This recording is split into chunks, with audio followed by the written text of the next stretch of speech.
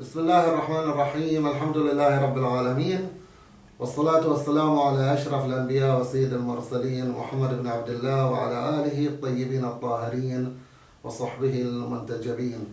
السلام عليكم أحبتي ورحمة الله وبركاته، وأهلا ومرحبا بكم في حلقة جديدة من برنامجكم دردشة معا. ما زلنا في هذه الدردشة مع المهندس عبد الله الشايب أبو اليسع، وهذا الجزء الثاني من الدردشة. في الجزء الأول دردشنا عن تخصصه وعلى معلومات عامة عن الهندسة المعمارية وعن التراث وعن بعض إنجازاته، وتوقفنا عند سؤال مفصلي هو بعد عمله في البلدية وانتهاء خدمته أو حينما أنهى خدماته في 1406 انتقل إلى العمل الحر. عند هذه الجزئية توقفنا في الدردشة.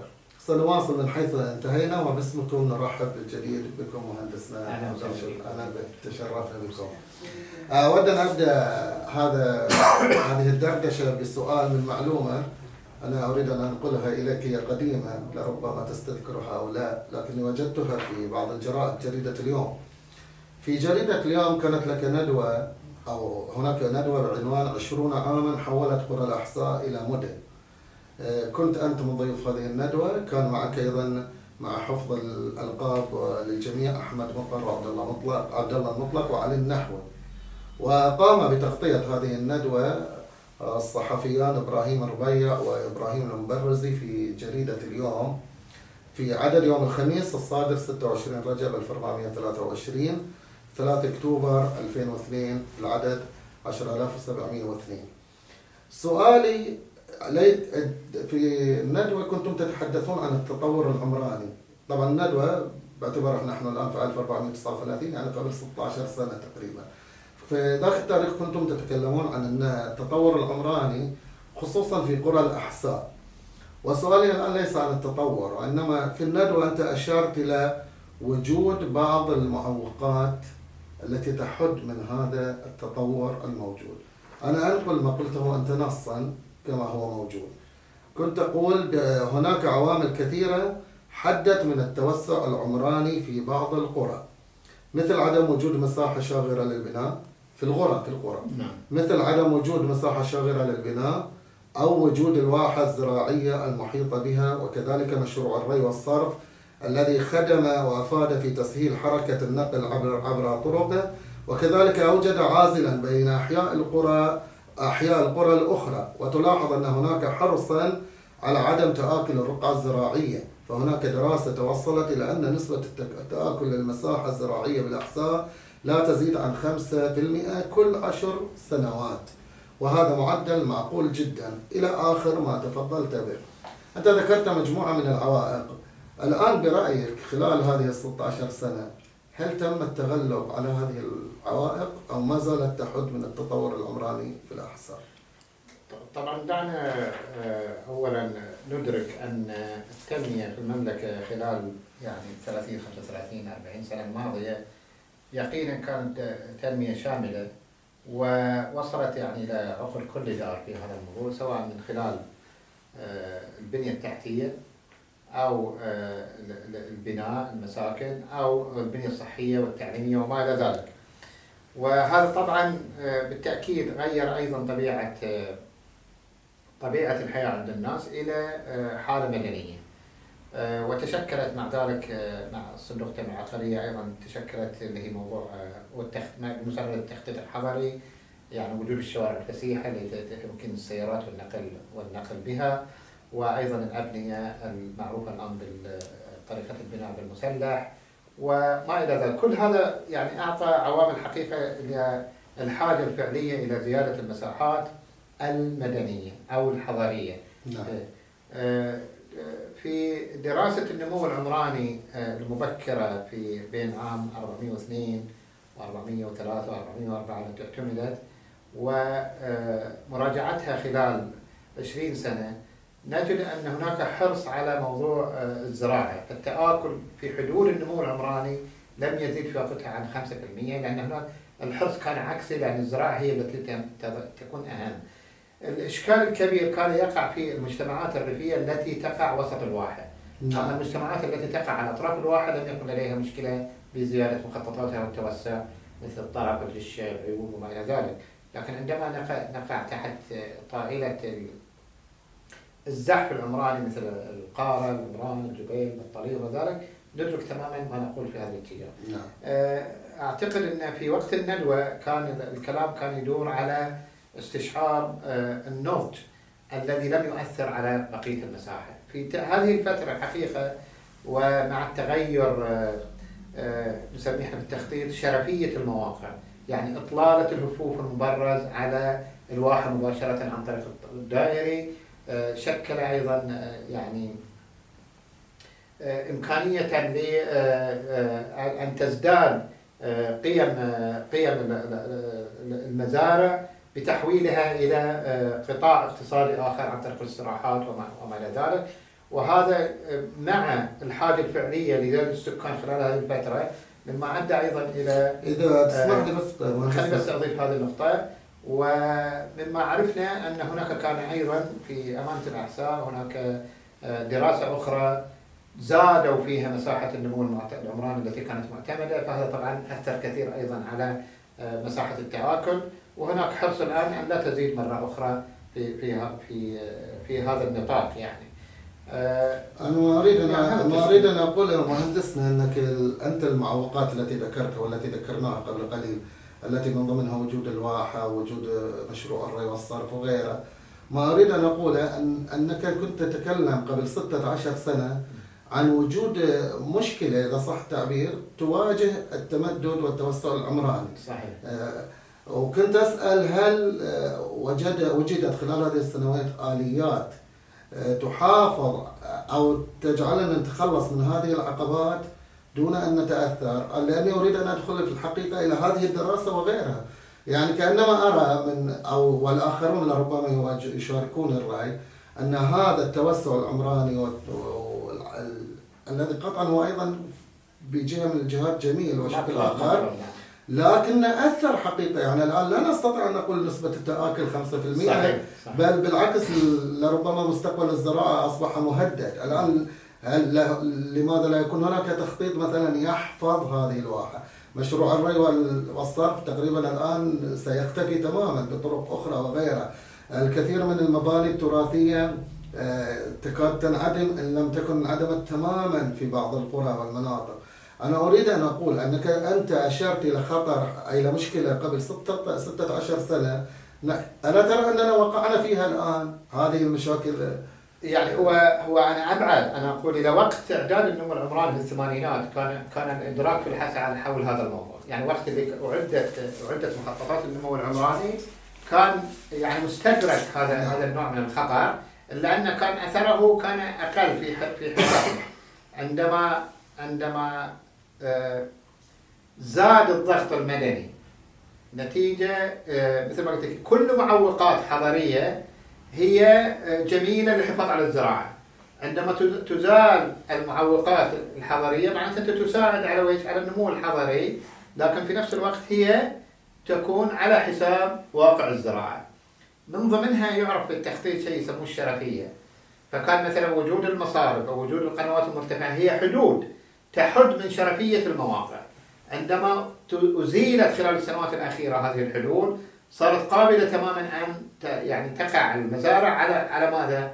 على طرق رئيسة، فبالتالي يكون عند صاحب المزرعة أو المستثمر قابلية أنه يحولها بشكل أو بآخر، سواء بشكل نظامي أو غير نظامي يعني. وغير النظامي طبعا هذه مشكلة كبيرة أيضا في استشعار البيئة بالكامل أو المحيط أنهم يساهمون في قضية التدمير. هناك أيضا عامل آخر يعني مطروح حتى يساعد على الحفاظ، وهو إمكانية ما يسمى الاستثمار الزراعي عن طريق الترفيه، فتبقى الزراعة قائمة ومن ثم أيضا يزال الدخل لصاحب المزرعة في هذا الاتجاه، فيكون هناك حالة. لكن أنت تتكلم مهندسنا هذا على مستوى أشخاص، يعني مشروعات شخصية. أنا أتكلم على مستوى العام. يعني الآن أن يكون لدي أنا وعي بحيث أني أحول هذا مزرعتي إلى الحفاظ مثلا على هذه المزرعة بمحولها إلى جانب ترفيه وما شابه ذلك، هذا مستوى خاص.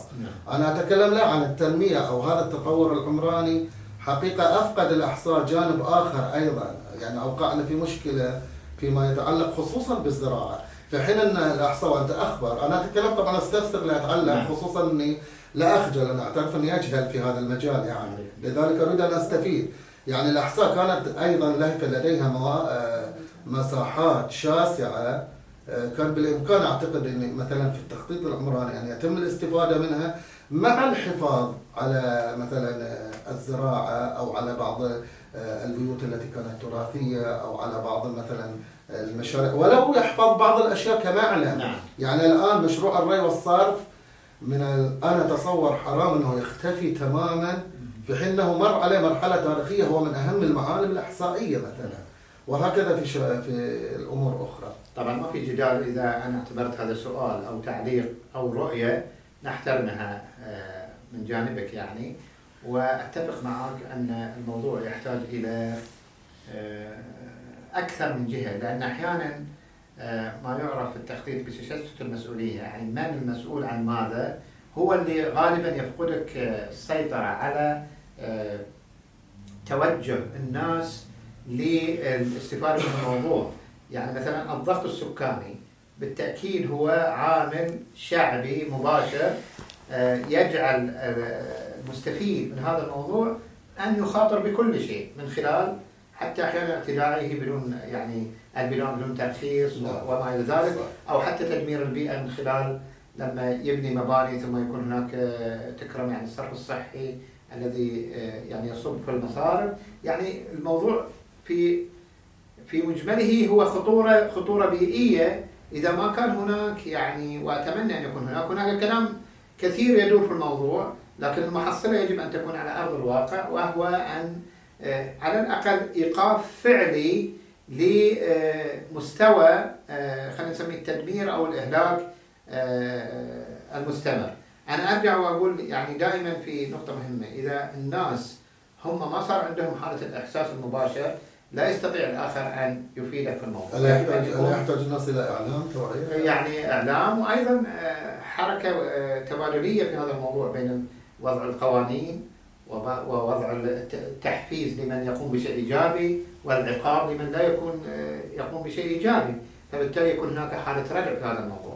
لكن أيضا ده يحتاج إلى ماذا؟ يحتاج إلى صياغة أخرى فيما يتعلق مثلا بزيادة عدد السكان، بوجود مؤسسات المجتمع المدني الذي يحتاج إلى هذا المجتمع الآن الذي تحول من حالة الريف إلى المدنية، يعني من خلال التوسع، يعني من التوسع مثلا في المدارس والمستوصفات في أشياء أخرى، فتحتاج هذه دائما إلى مساحات إضافية.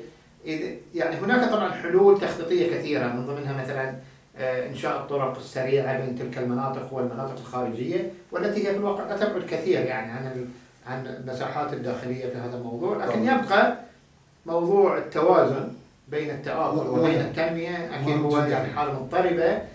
مهما قلت يعني تحتاج إلى قانون رادع مباشر، مع أن احنا يمكن نشكل جزئية في مجمل التدبير بشكل أو بآخر، سواء عن طريق مباشرة الفعل أو مباشرة تشجيع أولئك المستثمرين على ما فعلوه من استخدام.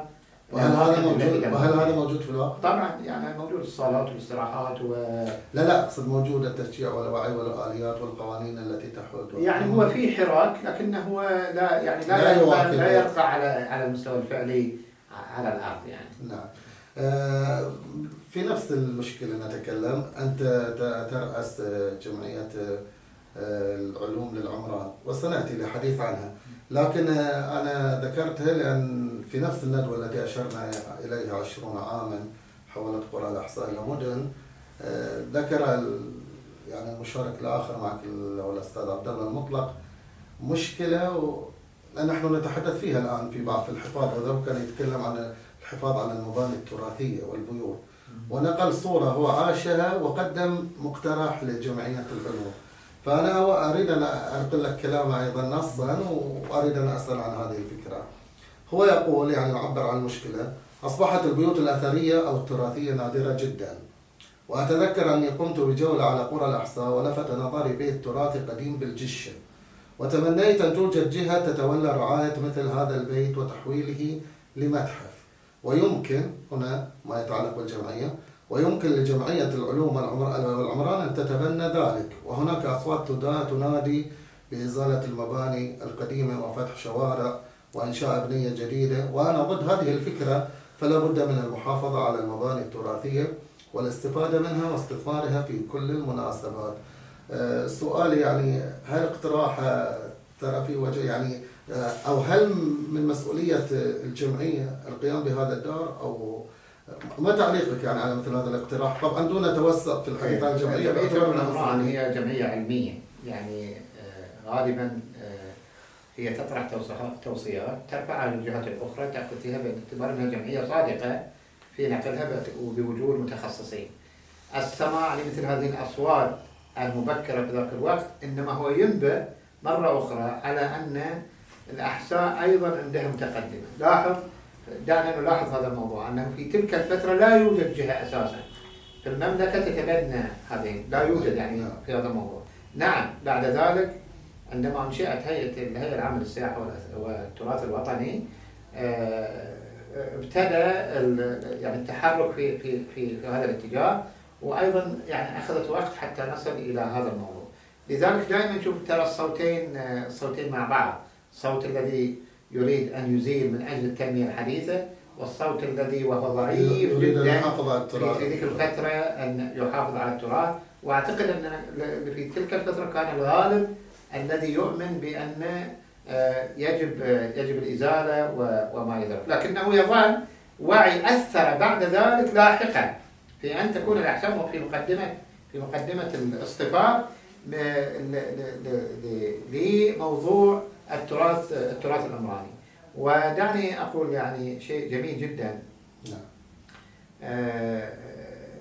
كان سمو الأمير صاحب السمو الملكي الأمير سلطان بن سلمان في تلك الفترة الرئيس الفخري لجمعية علوم العمران، واستدعيناه وحضر مؤتمر في الأحساء، وكانت فرصة طيبة أن أخذته في جولة على يعني المعالم الأثرية والطبيعية في نفس الوقت في تلك الفترة. هذا الكلام يعني أيضا أخذنا يمكن 21 أو 22 سنة، ولا زالت هذه الرحلة عالقة في ذهني، حتى المذكرات كانت موجودة جميل. قبل إنشاء الهيئة العامة للسياحة والتراث الوطني. فإحنا يعني أنا بقصد إن دائما إحنا يعني هذا أنت تقصد يعني ممكن أن تشير لي إشارة سريعة إلى أثر هذه الزيارة والجولة؟ يعني طبعا لها أثر، لأن في نهاية الأمر كان فيها الحراك، يمكن يكون كلام فيها على موضوع القيصرية وغيرها،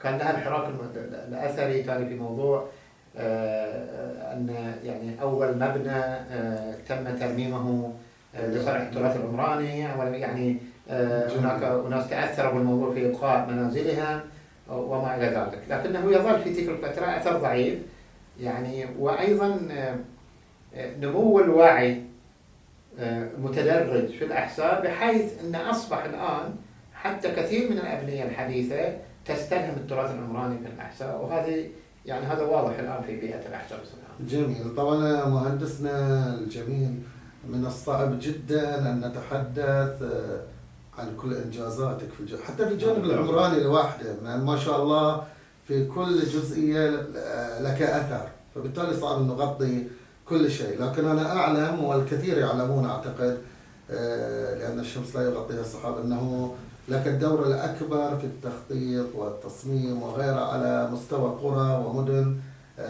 أو على مستوى القرى والمحافظة. أقل شيء إذا نتحدث على حدود الأحساء. أنا أساهم مع شركاء قطعا معك شركاء، لكن أيضا لك الدور، لا أقصد لكن دردشة هي معك. نعم. وحينما نصفك لا نسلب حق الآخرين الذين ربما نتشرف أيضا باستضافة آخرين أن ندردش معهم. أنا يعني أريد أنا في حدود معرفتي طبعا، وإذا لك جانب تضيفه أثناء الجواب يكون جميل. من لربما أتصور هكذا يعني من المحطات المهمة في عند المهندس الشايب يعني تخطيط مدينة أرامكو، سكان أرامكو، وتصميم أيضا مدينة جواثة. وأعتقد لربما ذلك يعني من إنجازات تعتبر كبيرة إن لم تكن من أهم الإنجازات في حياتك. أنا بودي أن تحدثنا فقط عن هذين التصميمين أو التخطيطين لمدينة أرامكو، وأيضا بشكل أكبر عن جواثة كونها الأثرية أيضا وغيرها، وإذا في مشاريع أخرى تحب أن تضيفها إلى الموضوع في التخطيط فلا بأس، باستثناء القيصرية. عندما نرجع إلى الثمانينات ونتحدث عن هذا الموضوع، يعني يخلينا أحيانا نكون فخورين أيضا بأنفسنا. جميل. يعني هذا المنجز بشكل أو آخر. أرامكو في الأحساء يعتبر تأخرت كثيرا في إيجاد مدينة خاصة به مقابل بقية المدن هنا في المنطقة الشرقية.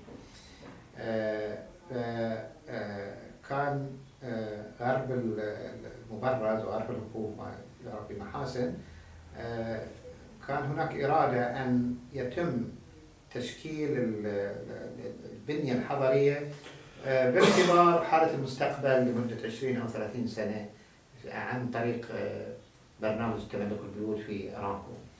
والشيء الجميل ربما يعني المساندة أو التلاقح مع المخططين في أرامكو يعني أنتج لنا هذا المخطط الجميل الآن موجود في محاسن، وجزء منه تم بناءه الآن، يشكل يعني قيمة تخطيطية عالية معتمدة في الأساس على اقتدار أرامكو في أيضا تطبيق البنية التحتية بعد ذلك، فيعطيك تشكيل حضري جميل مرتبط بموضوع يسمى الاختلافات في المناسيب الأرض أو ما يعرف بالكونتور والميول وما إلى ذلك. فهذا يعني يمكن الجزئية اللي يعني الجميلة في هذا المخطط، فضلا عن أنه باعتبار أنه الأرض ملكية لأرامكو كان هناك سعة وبحبوحة في العلاقات بين مثلا المكونات لذلك المخطط من خلال مسطحات مثلا اقتراح المسطحات الخضراء أو المدارس أو وجود المستوصفات وغير ذلك. هذا بالنسبة لمخطط أرامكو. أنت الذي وضعتها. نعم، مع أنا كنت مدير التخطيط العمراني في بلدية الأحساء في حينه، وصدر في ذلك الكتاب أصدر الكتاب واسمنا موجود في الكتاب في تلك الفترة. أما مخطط جواثة والذي تأخر كثيرا حتى تاريخه الآن الظاهر بدأ التطبيق بالبناء عليه في الفترة الأخيرة، فكان في الحقيقة هو رؤية مستقبلية يعني استشرافية رائعة جدا، أنك بعد 30 سنة تجد إقرار الآن لتكوين مدينة جواثة التي تضم الحليلة والمقدار والكلابية والإسكان. أيضا تفخر في تلك الفترة أنك أنت أسست نواة المدينة من خلال مخطط جواثة. عملنا الآن مخطط أرامكو في الثمانينات. في نفس الفترة. في نفس الفترة. الوقت اللي كنت أنا مدير تخطيط. المخطط هذا يعني بصرف النظر عن جماليات التخطيط، التقسيم الداخلي كأحياء، و يعني لو طبق بشكل جيد في الطبيعة مستقبلا، أيضا حيعطي ما يسمى المجاورات السكنية اللي تنشئ علاقات اجتماعية مقبولة بينهم من خلال التخطيط نفسه، يعني هو يساهم في هذا الأمر. لكن الأجمل في هذا المخطط أن كان وعينا مبكر أن هذه البقعة المكونة من هذه المدن الموجودة الآن ممكن أن تكون مدينة كبرى، فأسسنا في المخطط مركز مدينة متكامل. تخصيص أراضي على الشارع الرئيسي في الموجود. من حسن الحظ طبعا أن الآن أقرت مدينة جواثة لتضم هذه المدن الثلاث مع بعض، والآن تبنى بلدية. تبنى المدن الثلاث الحليلة والإسكان والكلابية. أيوة. والآن تنشأ بلدية تسمى بلدية جواثة. جميل. نعم. تنشأ في نفس المنطقة التراثية ولا في المدينة؟ لا في جوار الكلابية تنشأ، بس هي الآن جغرافيا ستضم المدينة ستضم كامل هذه المدن بما فيها تكون كأنما هي مدينة بمسمى جواثة، وهذه قرى تابعة. نعم، داخلها يعني. جميل. وهذا يعني أيضا هو تفكير سليم في يعني عندما تتحول المجتمعات إلى مدينة في كل الأنظمة تكون إما من أعلى إلى أسفل أنها تخصص لك ميزانيات ومؤسسات تعنى بالمدينة، أو تكون هناك أيضا رؤية اجتماعية في أن هذه المؤسسات نحن بحاجة إليها فتؤسس إليهم على مستوى المدينة. يعني في العلاقة بين المدينة أو المجتمع الريفي يعني في هذا الاتجاه.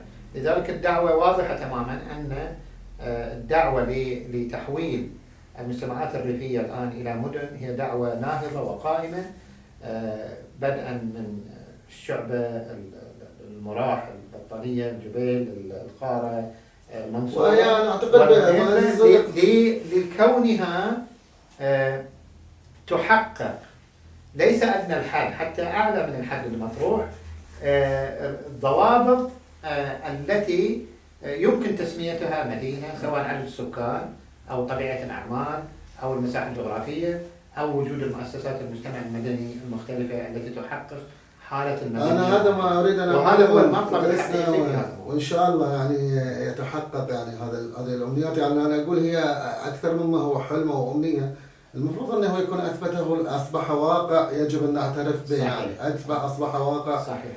من خلال هذا التوسع ووجود كل المرافق الحيوية والمهمة والمؤسسات الفاعلة في هذه القرية، والتلاقي ما بين بحيث أصبح هو واقع المدينة. يعني اعترفت أو لم تعترف بالكثير من المناطق. احنا طبعا ندرك الآن مثلا على غرار جواثة نتمنى أن يكون هناك المثلث أيضا الجميل أو المربع الجميل إن حبيت، اللي هو الفضول المنيز للمنصورة الشهري. وهناك أيضا تكوين حاضرة الجفر التي تشمل الجفر، الجشة، المركز، الصباح. هذا مهندس تتكلم عن رؤاك وامنياتك، او ان هذا موجود الان يعمل عليه؟ هو رؤى يعني اقصد انه لا، اقصد هل يعمل عليه لتحقيقه؟ يعني الان مثلا قطاع الفضول مثل ما تفضلت، قطاع الجفر مطروح بشكل وثوقي يعني في الموضوع. لكن كانت الرؤيه سابقا في نصف دقيقه اهم ما تحتوي عليه مدينه جواثه يعني في التخطيط، ولا يعني اللي بيصير بغض يعني كالتخطيط العمراني، اقصد خلي الان الحليله وش بتضم طبعا هو الان اللي هو يسموه الكلام الواقع الان ان هي مدينه، هي نعم. مجرد وجود البلديه فيها بلديه تحت جواثه تحقق مناشط اخرى، مثلا وجود الشرطه، مثل وجود ما شفناه في الفيديو هذا يمثل واقع. احنا شفنا مقطع فيديو بسيط لمده دقيقتين في حديقة، في بحيرة قالوا ستكون صناعية، في مخططات منتزهات كانت موجودة. هذا داخل في التخطيط موجود. أنا يعني أنت ذي إضافة الآن للموضوع اللي هي جواثة الأثرية وغابة جواثة ومنتزه جواثة. أيوة هذه. وموقع كنزان، وأيضا مدينة الملك عبد الله للشباب، كل هذه داخل ضمن مدينة جواثة. إذا ستكون هي الحاضرة إن شاء الله تكون حاضرة، وهناك حواضر أخرى إن شاء الله. ونحن نتحدث مهندسنا عن يعني التخطيط والتصميم العمراني المهم، والذي حقيقة خطأ خطوات كبيرة جدا في منطقة الأحساء. لا بد أو لا يمكن أن نتغافل الحديث عن سوق القيصرية، هذا المعلم الذي هو من أهم المعالم كما نعلم في الأحساء، سواء من الناحية الاقتصادية أو من الناحية السياحية أو من عدة الناحية التراثية. يعتبر هو معلم مهم من جميع الجهات الحقيقة. ونريد أن نتحدث ليس عن من ناحية تاريخية وأهميته وموقعه، باعتبار هذا كتب وقيل عنه الكثير. نريد أن نتحدث عن جزئية معينة فيما يتعلق بسوق القيصرية، وهو الحريق الذي اشتعل به فأشعل قلوب الأحسائيين جميعا، وذلك في 8 من شعبان في عام 1422 للهجرة. أنت المتيم بعشق الأحساء يا أبا اليسع، وإن كانت معشوقة الجميع لكن حقيقة عشقك غير، لذلك نحن لنا دردشة خاصة حول عشقك للأحساء. وأنت المتيم بهذا الحب الذي لا حد له للأحساء، كيف كان واقع هذا النبأ على قلبك؟ كيف تعبر عنه؟ ربما أنا سأخبر قليلا بأن آخذ كم دقيقة الحديث المبدئي عن مدينة الهفوف. نعم. سوق القيصرية يعني هو يعني مفردة ضخمة جدا في المعنى المدني أو المعنى الحضري. عندما أنشئت مدينة الكوفة في نهاية القرن التاسع عشر واستكملت في القرن العاشر الهجري التاسع الهجري واستكملت في القرن العاشر الهجري، كانت مدينة بالمعنى الحضري متكاملة، بين مدينة مسورة، بين أن تضم السوق المفتوح والسوق المغطى والقلعة والجامع والحمامات والأربطة وكل ما يخطر ببال إنسان في تلك الفترة أن تكون عاصمة لشرق الجزيرة العربية. اختطت أيضا، وهذا يعني يمكن نموذج جميل، اختطت على شارع رئيسي يعني على قصبة رئيسية يعني، وهو خلاف لنماذج أخرى كانت تختطط حول الجامع في لحظة معينة. الهفوف اختطت دائما حول شارع رئيسي يقودك من بوابة الخميس إلى بوابة الجامع بالاتجاه الثاني، ومجموعة بوابات أخرى، وكذلك اختطت المنطقة التي يقع فيها الحاكم أيضا بتسوير فقط ذات سورين متداخلين. الحاكم في الكوت كان؟ في الكوت، ولها بوابات تتصل بالمدينة من جهة وبالخارج من جهة أخرى. ما يهمنا في الموضوع هو أن هذا السوق كان متواجد منذ خطة المدينة في تلك الفترة أي قبل 6 قرون، وهذا مهم جدا بحيث أن السوق طبعا تعرض لكثير من الإصلاحات، كثير من التغيير في هذا الموضوع، لكن كان يظل. أنت أشرت، عفوا إذا اسمح لي بس، أنت أشرت أنه قبل 6 قرون، وهذا أيضا ذكرته في كتاب سوق القيصرية. يعني من أين المعلومة؟ يعني أنا قرأت في حدود طلاع القاصر أنها سوق القيصرية نشأ في عهد الدولة العثمانية كفكرة وشكل، لكنه لم يكن متكامل كبنيان كما هو الآن. ثم في عصر دولتنا الآن دولة السعودية خرج على هذا الشكل في عهد الملك عبد العزيز عام 1334، والبعض يقول 1438. صحيح. فبون شاسق بين 6 قرون. ما اختلفت أنا وياك، أنت نفس اللي قلت. أنا قلت لك القرن العاشر الهجري وهو الدولة العثمانية، وقبل فقط بعدد من العقود وجود الدولة الجبرية. لم نختلف معك يعني في موضوع التاريخ. لا، تعبير قرون، القرن 100 سنة، أنا هذا اللي استوقفني. إذا كنا نقول سنة 6 قرون يعني قبل 600 سنة. احنا الآن 430.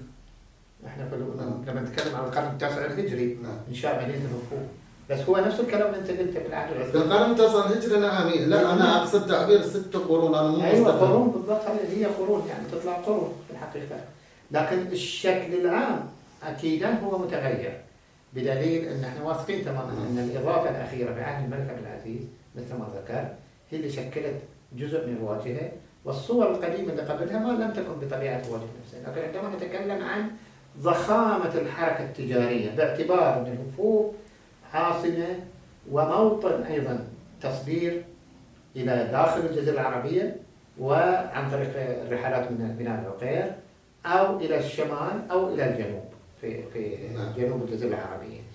هنا يشكل لنا مع وجود قاعدة الحاكم مهم جدا في هذا الموضوع. أيضا هذا يعني مصدرين يؤكد لنا تماما هذا الجانب. الشيء الثاني المهم هو عدد الحوانيت أو الدكاكين موجودة. عندما تجد يعني تعطيك موضوع ضخامة السوق، عندما يقال لك أن 430 دكان في الأخذ القيصرية، تعرف بالضبط أنه وقت الحريق أنت أمام كتلة اقتصادية ضخمة جدا يعني بمئات الملايين، خاصة أنه كان قرب رمضان كانت كل المحلات مزودة ببضائع للمتسوقين من الأحساء أو من خارج الأحساء. تحل الخسارة أصلا يعني تعطيني أريد مشاعرك، تقبلك أو كيف استقبلت.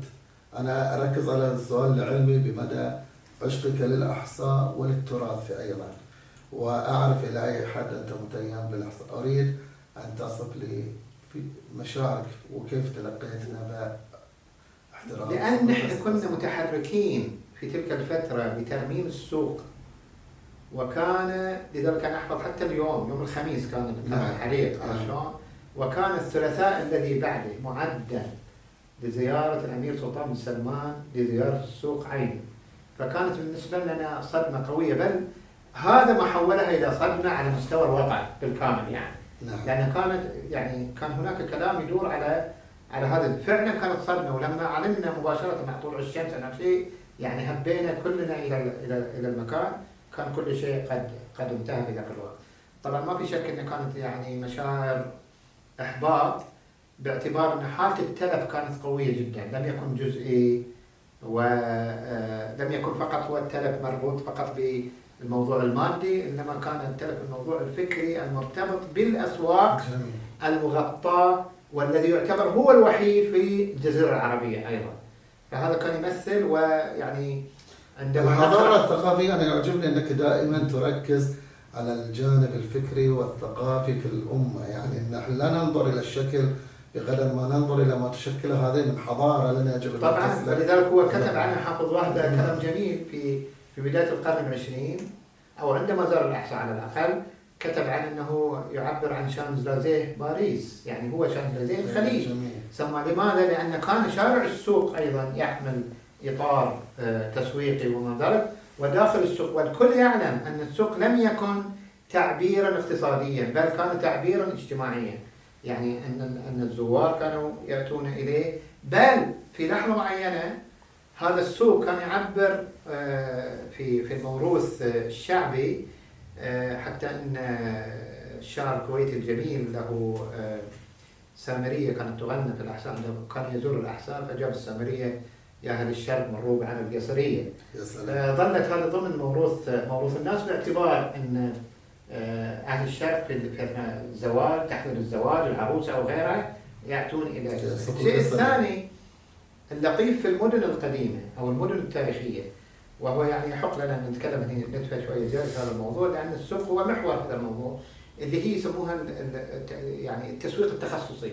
كانت القيصرية على الرغم أنها تسمى قيصرية، لكن في داخلها كان الباعة يعرفون أنها مجموعة قيصريات. هناك قيصرية الهدى، صحيح. هناك قيصرية الزل، هناك قيصرية الميرة، هناك قيصرية مثلا البشوت، هناك قيصرية كذا وكذا في داخل هذا الموضوع. كانت يعني عبارة عن مكون اجتماعي على الرغم، والصرافة طبعا هو القيصرية الاسم الجامع المراد به، يعني الاسم الجامع. نعم. وطبعا يعني احنا دائما نتكلم ايضا يعني غرابة الاسم، عرفت، على اعتبار ان الرومان لم يستعمروا هذه المنطقة، لكنه يبدو ان كلمة قيصرية هو تحوير بالسين الى صاد المستخدمة في مدن وحواضر، في مثلا في دمشق تسمى قيصرية وبغداد وما الى ذلك. جميل. ولربما سهولة النطق صايرة بين القيصرية والقيصرية ساهمت في ذلك. أنا يعني بعد هذه الألماع التاريخية المهمة والجميلة والمتنوعة حقيقة عن الوقوف بعامة والقيصرية بخاصة، أريد أن ندخل سريعا فيما يتعلق بالسوق والحريق يعني، وخصوصا عن دورك فيه. أريد أن أبدأ بنقل خبر أيضا، ثم أسألك عن يعني سنتحدث عن التفاعل الرسمي قطعا لا بد من ذلك، لكن أريد أن أسأل أولا أنقل الخبر ثم أسألك عنه. هناك مقالة للأستاذ عبد الله السلمان في منشورة في صحيفة مكة بتاريخ يوم السبت 28 شعبان 1437 4 يونيو 2016. المقالة عن شخصك الكريم طبعا، وهي بعنوان المهندس الشايب أيقونة التطوير في الأحساء. كان يتكلم عن دورك في العملية التطويرية في الأحساء. جزء من النص من المقال بعد احتراق سوق القيصرية يقول: ذات مساء اجتمعت لجنة فنية بعد الحريق الهائل الذي أصاب سوق القيصرية التاريخي، وكان مقر الاجتماع مكتب محافظ الأحساء الأمير بدر بن محمد بن جلوي، الذي تصفح وجوه الحاضرين ولم يجد المهندس الشايب بينهم. وأصر الأمير بدر على حضوره قبل بداية الاجتماع، لأنه واحد من الأعمدة التي يجب أن تكون حاضرة لإعادة القيصرية أو لإعادة القيصرية إلى الحياة من جديد.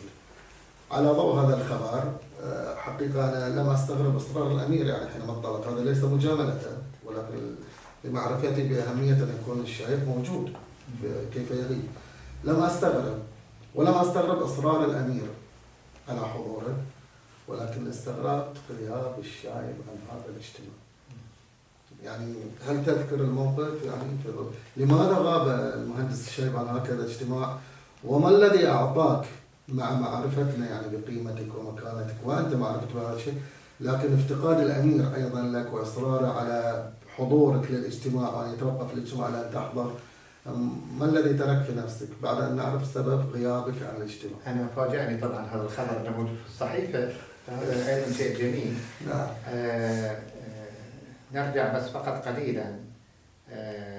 أنا كنت متواجد في ساحة النشاط المتعلق بالحفاظ على التراث العمراني في الأحساء بشكل جاد من منطلقين. المنطلق الأول أنني كنت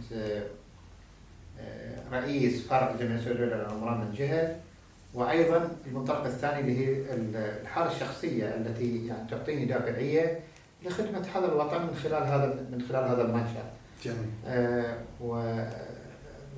يعني الحقيقة الجميلة جدا أن يعني تكرر جزء من هذا الموضوع أن أكون أستلم المدرسة الأميرية، وهي المدرسة الأولى في الأحساء في التعليم النظامي التي انشئت في الخمسينات هجرية من القرن الرابع عشر، وللحفاظ عليها على الأقل من موضوع التدمير. ثم كان هناك اتصال مع أنا بس بجي لهذا الموضوع بسرعة من مؤسسة التراث والتي تبنت مشروع الترميم، والحمد لله هي باقية الآن، تشوفوا أنتم تحولت إلى مركز ثقافي. هذه الجزئية يعني وجزئيات أخرى موجودة في الموضوع طبيعي خلتني أنا أكون يعني إن لم أكن الاسم الأول فأكيد أنا من الأسماء الأولى في التوجه العام. فمنذ حريق القيصرية كان وجه لي خطاب مباشرة من محافظ الأعمار سمو الأمير بدر بن جلوي بأن أرأس لجنة دراسة إعمار القيصرية مرة أخرى. الشيء الجميل أن المخاض في تلك الفترة لا زال يحمل في كثير من القطاعات الموجودة المعنية بالحالة الحضارية يحمل سمة الحداثة. ما علي يا أستاذ، إذا تسمح لي لأن أنا لا أريد أن أنطلق. لا سنأتي في هذه الجزئية. فقط أنا سؤالي لماذا غاب الشايب وأصرر الآن؟ لماذا غيابك؟ يعني لا أريد أن أتحدث الآن عن الموقف في قسم الفريقين إلى ما بين حداثي أو المحافظة على الطابع العام. أنا بوصل لك بالضبط، بوصل لك الموضوع. فكان كل القطاعات الأخرى المرتبطة بالموضوع كانوا يروا خلاف ما أنا أراه. نعم. فكان هناك عقد اجتماع لا أدري كيف تم بدون وجود، يعني اللي هو الاجتماع الأخير. يعني كان حتى لأن رؤيتهم الرؤية يعني الآن غيابك لأنك لا تعلم عن الاجتماع كجزئية. أيوة أنا كان أعلم عن الاجتماع نعم. لكن تم الإرسال علي في حينه فحضرت الاجتماع في آخره، فأدليت بدلو هذا الكلام بعد فترة لأن وضحت رؤى الجهات المختلفة اللي كانوا أعضاء في الاجتماع. وكانت طبعا في مشادة فكرية جميلة أمام الأمير بدر، وهو وجه نهاية الأمر أنه صارت هناك قناعة بأن تعاد. نعم سنأتي لها. إنما أنت غيابك الآن لأنك لم تكن تعلم عن هذا الاجتماع كيف حدث. والأمير كما تفضلت لأنك لم تكن الأول من الوجوه الأولى في هذا المجال، ومعرفة الأمير قطعا بك ودورك يرى كان ضرورة أن يكون الشاعر. تم الإرسال علي وحضرت الاجتماع وهم مجتمعين.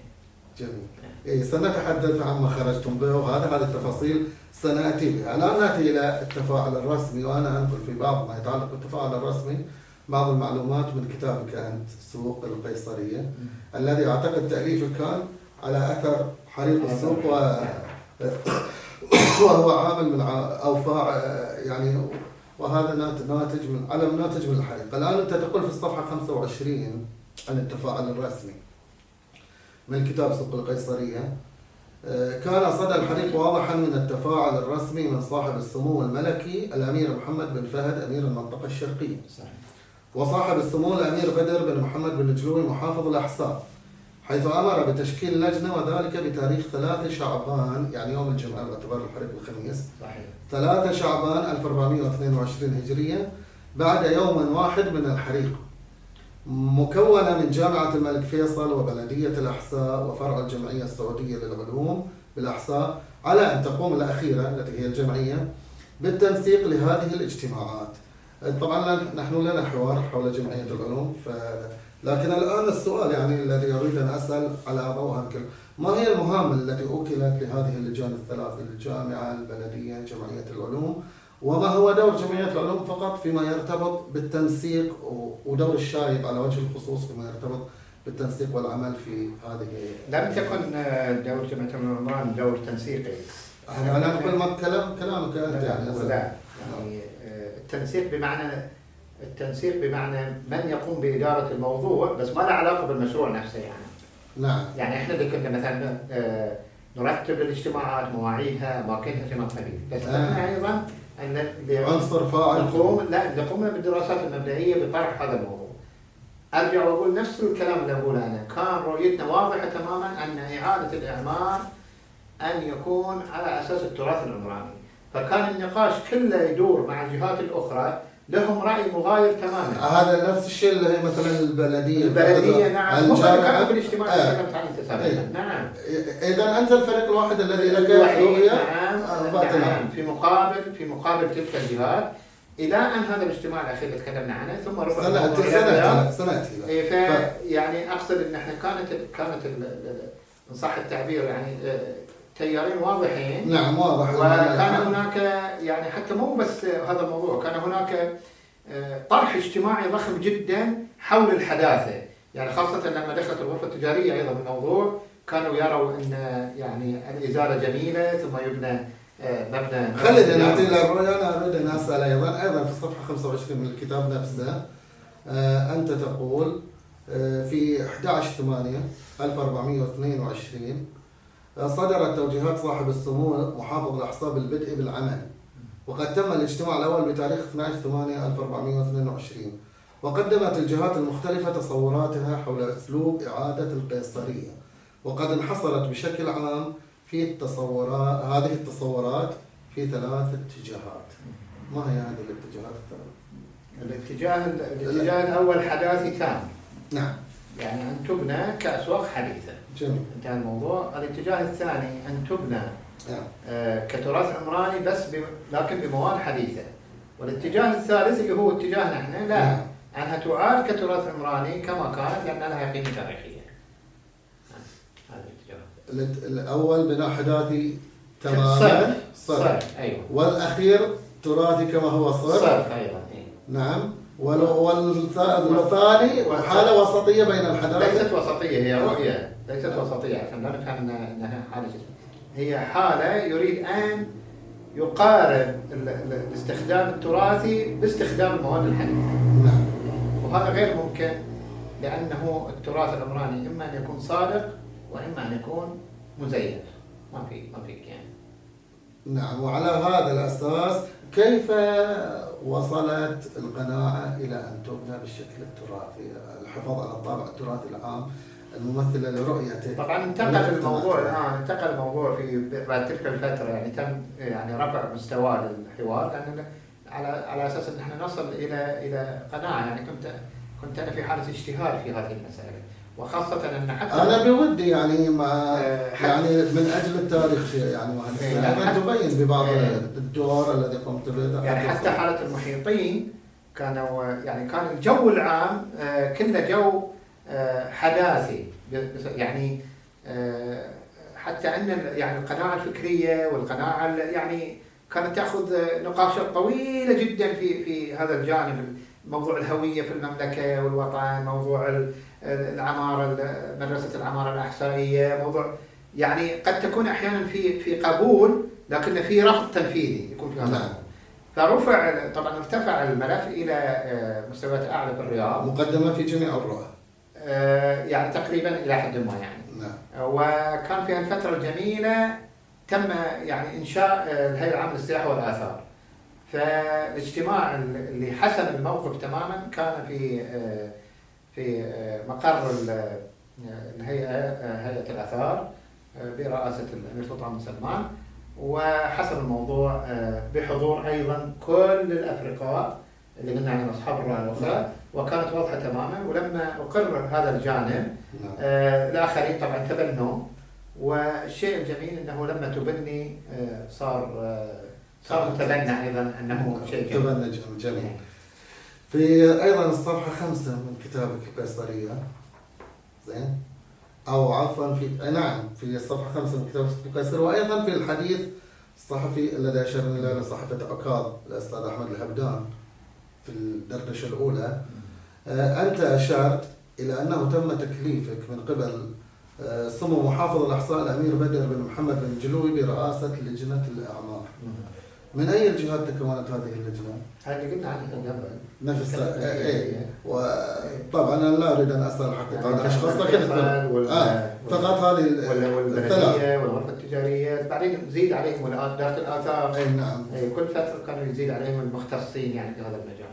نعم. أنا أرأس هذا دور الكرائس ماذا كان يعني؟ إشراف ومتابعة وتخطيط أو يعني دورك الآن في رئاسة اللجنة. أنا أقصد تنسيق المواعيد، هذا واحدة منها، سواء مكانا وزمانا. متابعة الموضوع بجدية، يعني عدم إهمال الموضوع من جهة. وبالنسبة لي أنا شخصيا كانت التأكيد على أطروحتي، وهو أطروحة إعادة الإعمار من خلال التراث العمراني. فكنت دائما أحضر كل الأدبيات بالإضافة إلى الرسومات، بالإضافة إلى حالة الإقناع، لأن الآن وكانت تواجه بقبول. لا كانت تواجه بصدمة قوية جدا، لا بصدم كبير، إلى درجة في لحظة من اللحظات أنا أتذكر عميد كلية العمارة والتخطيط كان ويانا في اجتماع معين في الدمام من جامعة الملك فيصل فرع الدمام، فقلت له يعني إحنا حيسوءنا إذا أن احنا الجيل الموجود الآن لدينا فرصة أن نثبت التراث العمراني في المملكة، ثم ندرس أبنائنا هذا الموضوع في الكليات، ثم يتفاجئوا أن احنا هذا الجيل عندما سنحت لنا الفرصة بنيناه بناء حديث. كان يعني استجاب حقيقة الدكتور استجابة جميلة لهذا الموضوع، لأن أيضا كانت تروح جامعة الملك فيصل على الأقل الأخوان اللي جاوا كان لديهم الأطروحة الأخرى يعني. وأنا كنت مستغرب في تلك الفترة، لكنه كان يعني هذا هو الاتجاه. شكل لك صدمة يعني غير متوقع، واستغرق الموضوع إلى أن أقر سنة وشهرين من بعد الحرب. طيب احنا الآن أريد إجابات سريعة لأن احنا في نهاية البرنامج. في الصفحة 66 أنا حاول أن أنقل على السريع حتى توثيق للتاريخ للجمهور. صفحة 26 من كتابك المذكور عن سوق القيصرية تقول تم اعتماد إعادة الإعمار بمواد من البيئة، وتولت بلدية الأحصاء بعد ذلك طرح مشروع التصميم من حيث تم ترسيته على أحد المكاتب الاستشارية في شهر جمادى الأولى 1423 بتمويل من الغرفة التجارية وغرفة التجارة والصناعة بالأحصاء، وقيمة التصميم 300,000 ريال. في إشارة بس كمعلومة نستفيد منها، ما الذي تعنيه بمواد كانت من البيئة يعني، ومن أين جلبت هذه المواد؟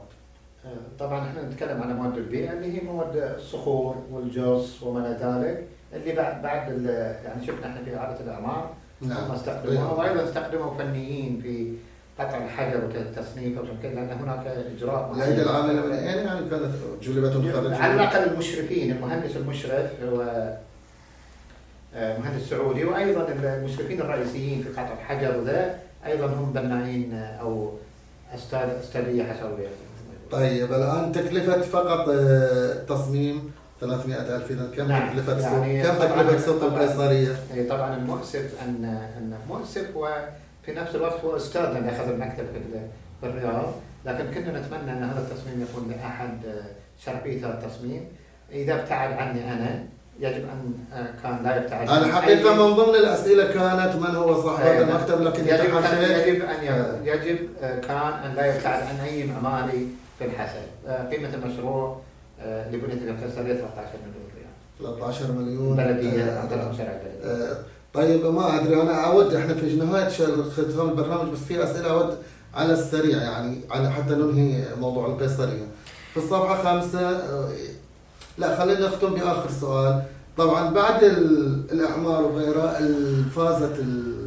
فاز سوق القيصرية بالجائزة الثانية ممكن تحدثنا باختصار سريع شديد عن هذه الجائزة؟ اللي هي جائزة اللي هي من المدن العربية. المدن العربية نعم، وهي ذهبت طبعا للمهندس صديقنا الكريم المهندس الحارس، باعتبار انه كان المشرف على البناء.